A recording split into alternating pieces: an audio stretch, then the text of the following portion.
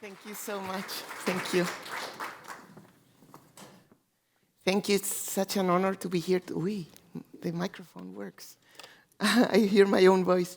Such an honor to be here today, especially after learning about the wonderful achievements of many people in this room in other fields, in the fields of medicine, jurisprudence, and I'm here contributing with cultural heritage, or I don't know, but I feel really tiny in this moment.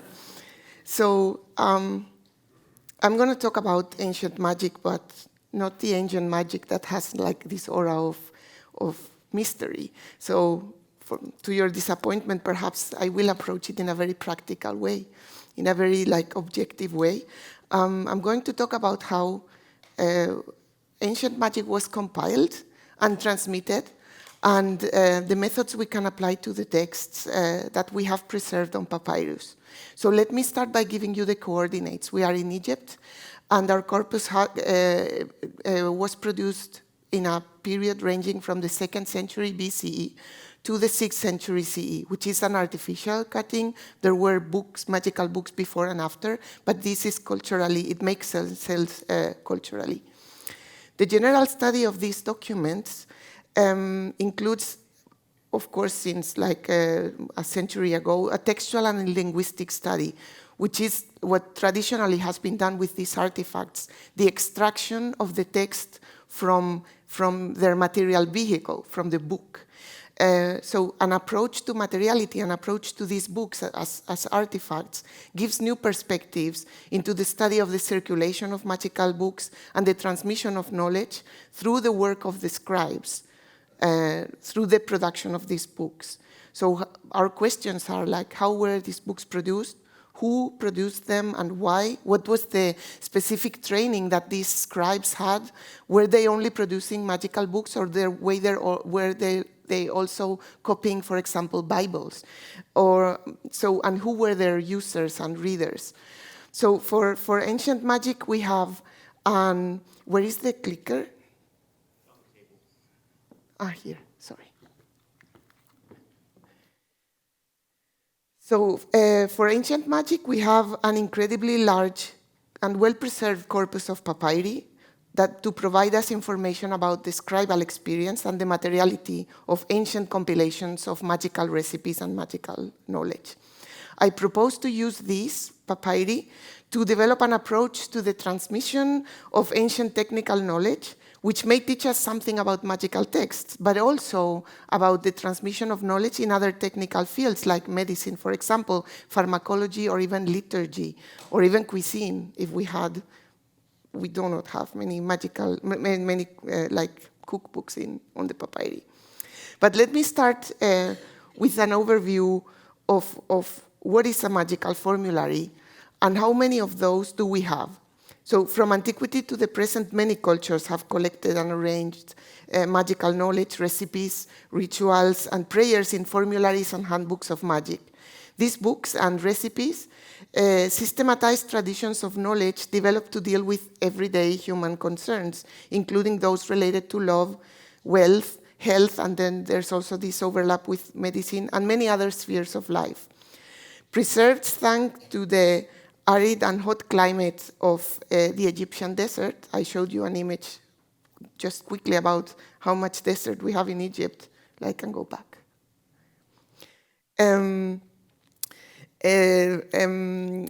What we in the trade call Greco-Egyptian magical papyri offer an early and remarkably large and coherent corpus. We have almost 100 books, sometimes complete, sometimes, as you will see, very fragmentary and damaged by time, for the period I mentioned before. The papyri are a fabulous source of information to understand the circulation of magical knowledge. And this is fortunate because we do not get much information about early magical books or how they were produced, who produced them, through references in the historical literary text. I will not refer to them, but we only have scattered literary references to the use and transmission of magical knowledge in these books. These historical sources provide just a general understanding. They attest to importance of books and how they were banned and burned, or how they circulated from hand to hand.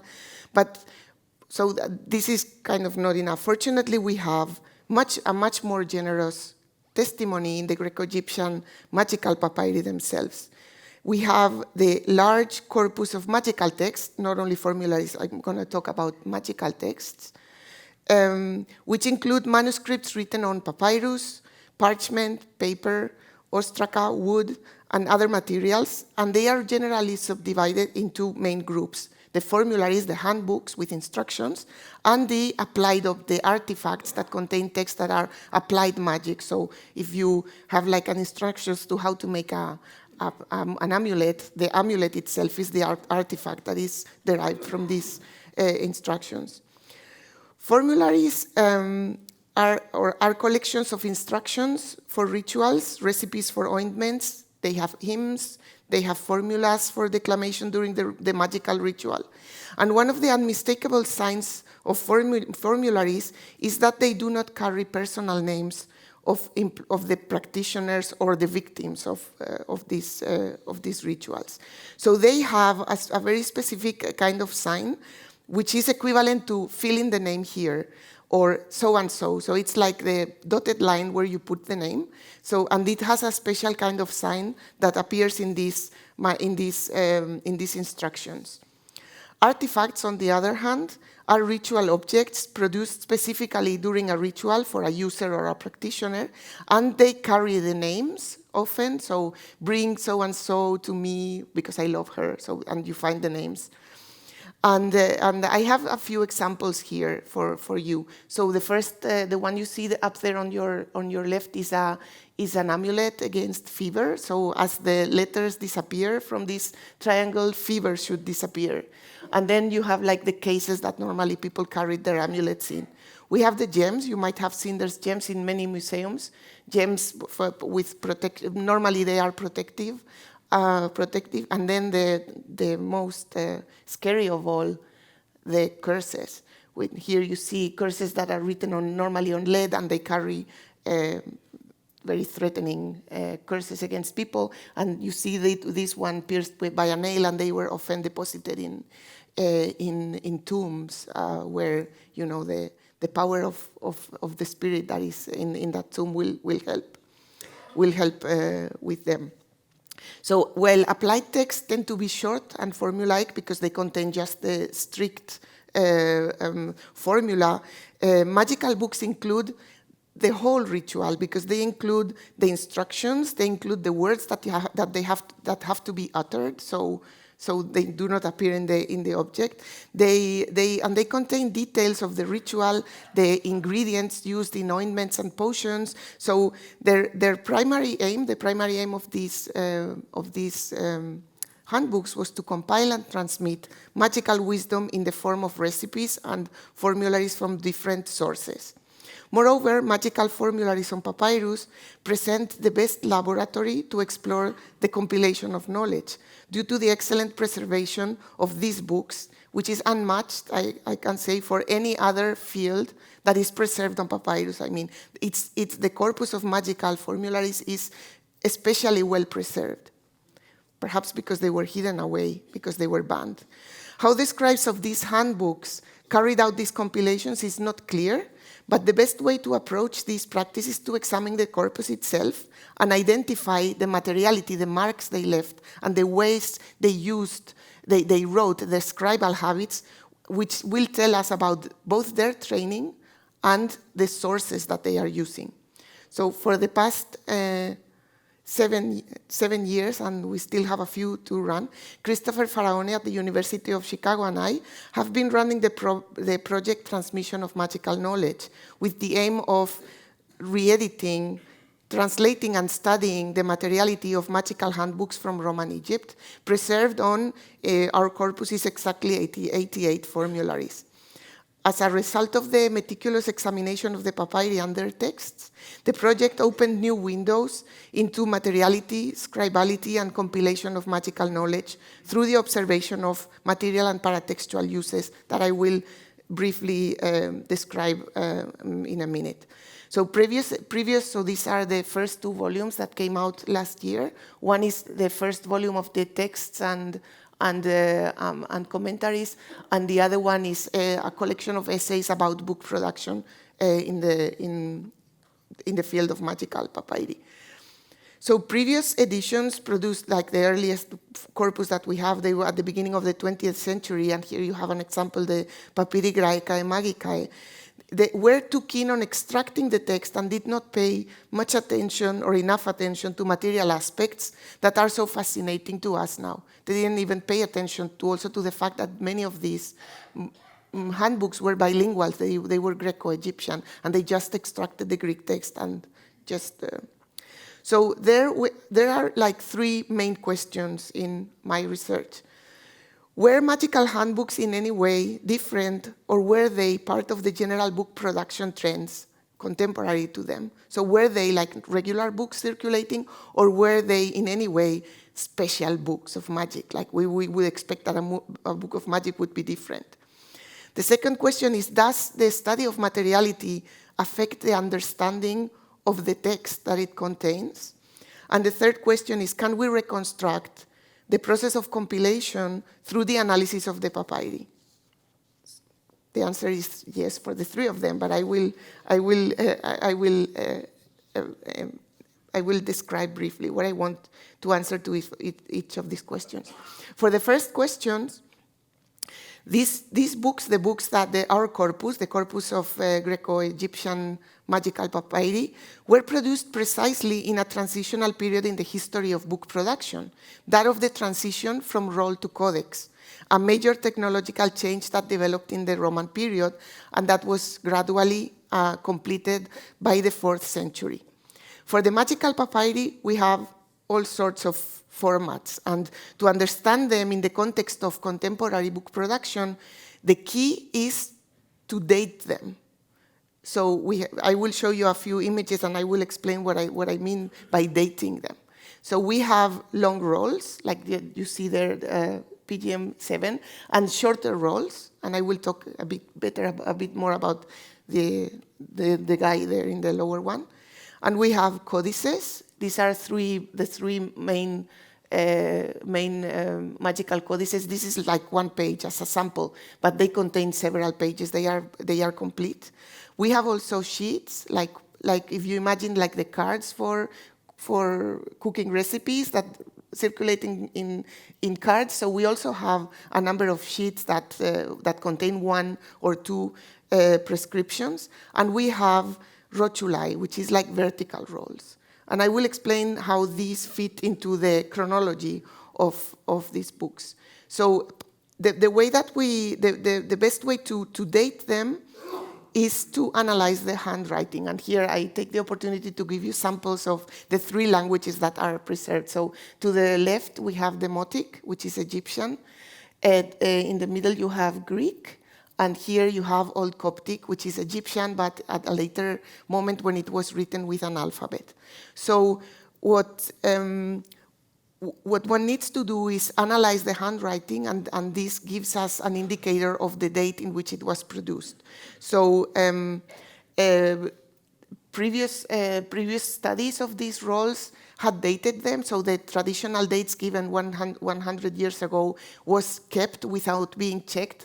But I give you 2 examples of how we changed we absolutely changed the view on this corpus. You see 2 and 6 there. So one of them was dated to the 4th century, and 6 was dated to the 2nd or 3rd century. So these 2 papyri, which are preserved, one of them in Berlin and the other one in London, they happen to be the same book. They match perfectly. So what do we do about the date? I mean, they had the same. It was the same scribe, and unless it was a very a scribe that happened to live for more than 200 years, would be impossible. But they match perfectly, and they were incorrectly dated. So an analysis through comparison with other pieces that we know gave us a date in the 2nd century, which is also interesting because this is a roll, and it places the roll in a period when a roll would work better. And another example, you see number 12, it's a bilingual Greco-Egyptian. It's like a demotic Greek roll that contains like a handbook, and it had been dated to the 4th century. Further analysis showed that it's a 2nd century piece, which makes sense because it's a roll, but also because it's written in demotic, and demotic in the 4th century would be very strange. So suddenly the books that were considered like too late to be a roll, too late to be written in demotic, suddenly they fit perfectly in the book production of their time. So this graph, I think this graph is done by my colleague Khurshid Osso from the University of Würzburg, a collaborator for the last many years. And it is based, as you see, it covers like 12 centuries, but only for the section that, can I use this? Yes. Only for the section that covers our corpus here, we see that the best preserved exemplars of magical handbooks fit perfectly into the evolution of book production. So the pattern is very similar to that of literary books, you have to believe me, because I didn't put that much in one. Rolls have the rolls are this gray line. They have a peak in the 2nd, 3rd century, and then they decrease. And you have the codex is this line here, which it rises from the 3rd into the 4th century. And then we have like the codex decreases, and we have the dotted line is the rotulus, the vertical roll that suddenly picks up in the 5th century and becomes an important roll by then. What is most interesting also is that this line, the black line here, corresponds to single sheets, and it's abundant throughout the century. So it was like a regular way of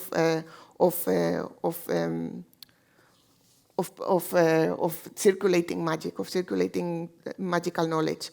So we can say that the magical books that we have were regular books, and some of them are comparable to contemporary Bibles even. So to give an idea. For my second question, how does materiality, the study of materiality, affect or the understanding of the text it contains?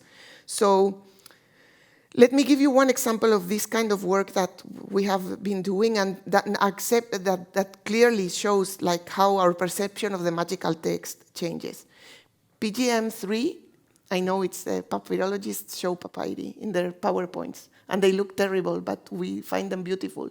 So this is the regular order in which this is the Mimot papyrus. This is preserved in the Louvre in Paris, and it's known as like one of the most important magical books. And it has been known since the first publications at the beginning of the 20th century in this order: frame 1, frame 2, frame 3, frame 4. And they are kept separate in the collection at the Louvre Museum.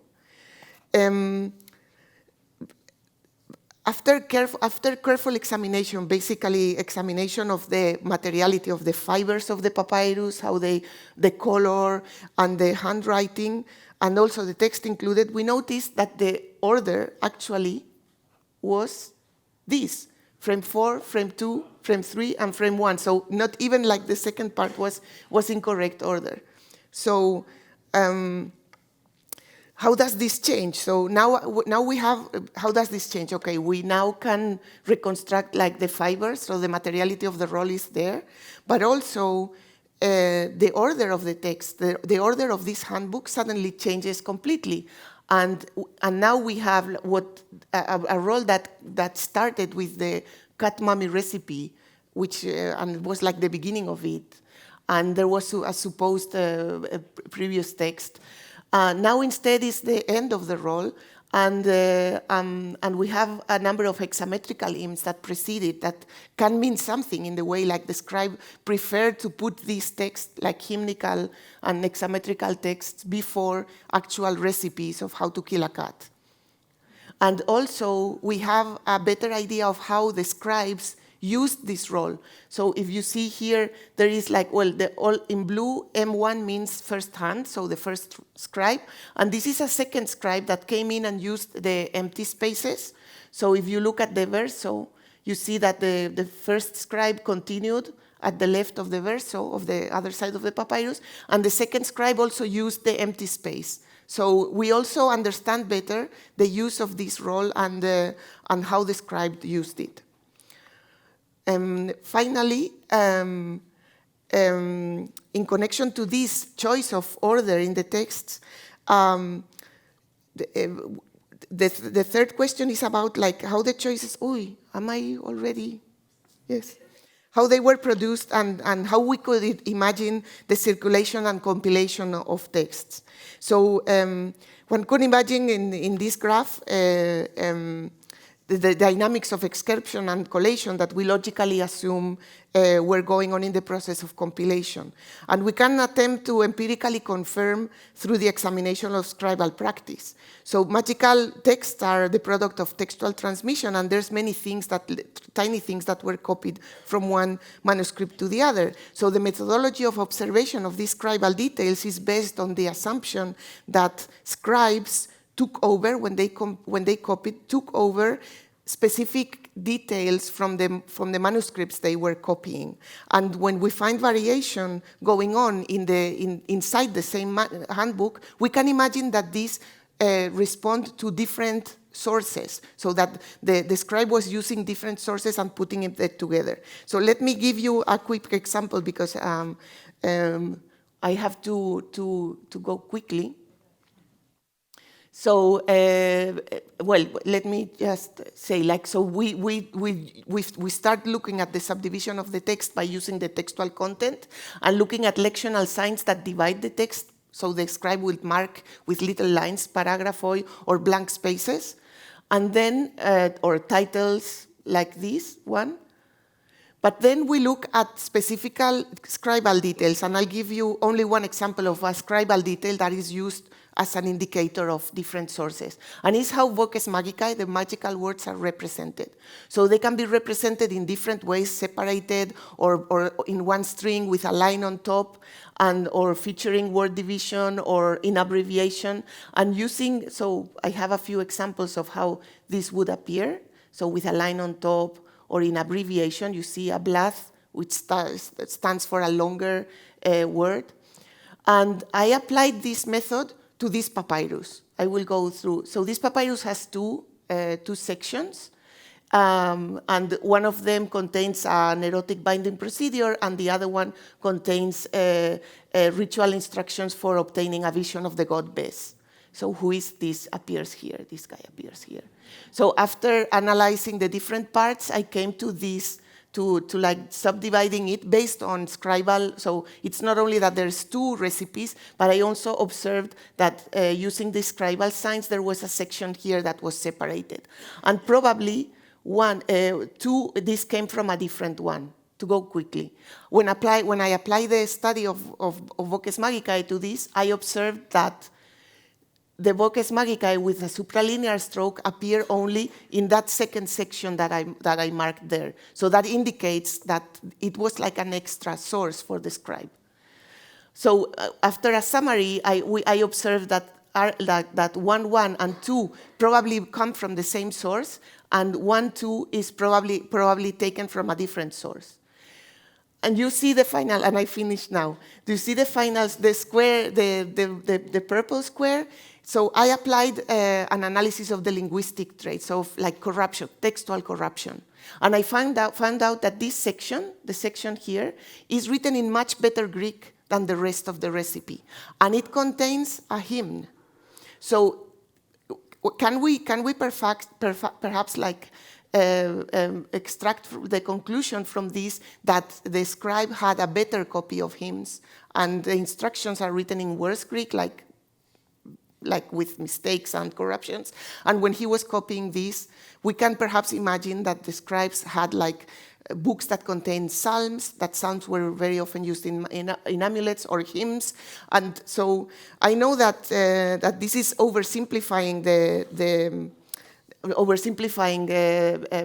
textual tradition, because it's much more complicated, but it can be like a way into understanding, well, comparing this book with all the others, and try to reconstruct the kind of library that a scribe would have at hand, and also the ways in which they try to combine these recipes into one single book.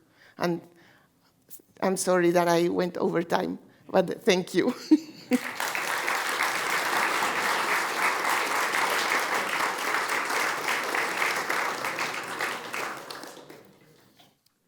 Okay, we may have time for a couple of May I questions. drink water? I still have the bitter.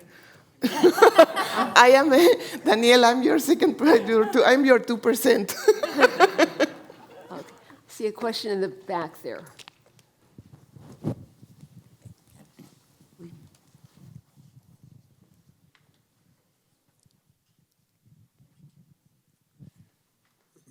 Hi, I'm Glenn Most from Chicago. Sofia, this is a wonderful project that you and Chris are working on, and it's just great that these texts are being looked at now. I want to push you in a slightly different direction from what you were presenting to us. You were describing in great and fascinating detail the format of these texts and speculating about where they came from. That's to say, where the contents came from that the scribes were copying. I wonder whether you would let me push you to consider not only the source and the object, but the destination, where these were supposed to be used. Two interrelated questions in that regard. First of all, are there any signs of use in these papyri, not written by scribes, but by users, where they add information? Like stains of oil or... and secondly, do you have any idea about the institutional location of these papyri? Are they schools? Are they a single magician who has students or customers? How are they anchored in the reality of Egyptian society? Yeah, thank you. So this is something that is not really clear, and in general, there's been some work on situating, especially the Greco-Egyptian, the demotic Egyptian ones in the temples, like in the sphere of Egyptian temples. But this covers many centuries, and at some point we even find magical books being mostly written, copied, and produced and read by monks, like from the 4th century onwards. So, and some of these books are very Hellenic in content. So they were probably more in the hands of scribes that were very erudite people, Hellenized people, and there were others that are very popular and contain very popular content. So it's very difficult to bring them all together into one single sphere, because I think they are very different. PGM4, for example, we have recently we suppose that it had been written not for being used and being used for practice, like opened in the laboratory of the magician, but rather to be read for pleasure.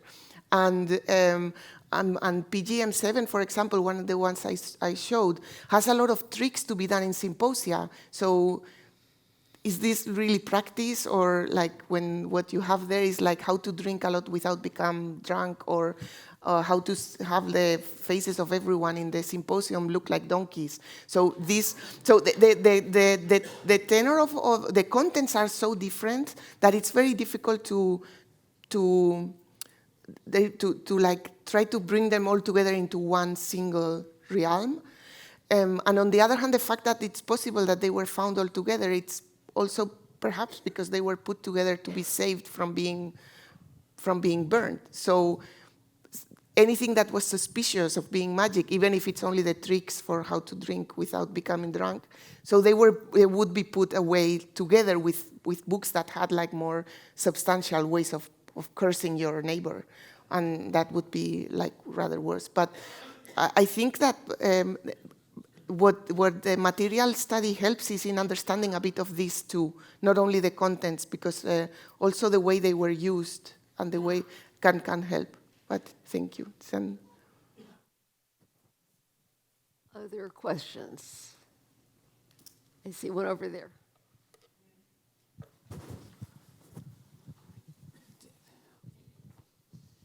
Hi, I'm Liz Whitcomb from Princeton University Press. How were these sanctioned by the religions of the time? I mean, having scribes sort of officially copy them edit them and do whatever. I see it from a book perspective. But was it sanctioned under the Egyptian religion? We have evidence of regulation against them from like very early on. And as with regulation, when it keeps going on, it's because it keeps happening. So we find, so there's, I haven't studied this in depth, but there's like Roman regulation, but also we find it in the Bible, in the New Testament, in Acts. We have these people burning their books, and we have this, it's ongoing. And well, So it's on the edge of legality. Yeah, so there were their periods that were, it was easier, and there were periods when it was more persecuted, so. Interesting. Thank you. Okay, fortunately, that had to be our last question. Thank you very Last? much. No, So, no, yeah, that's it. Okay, thank you.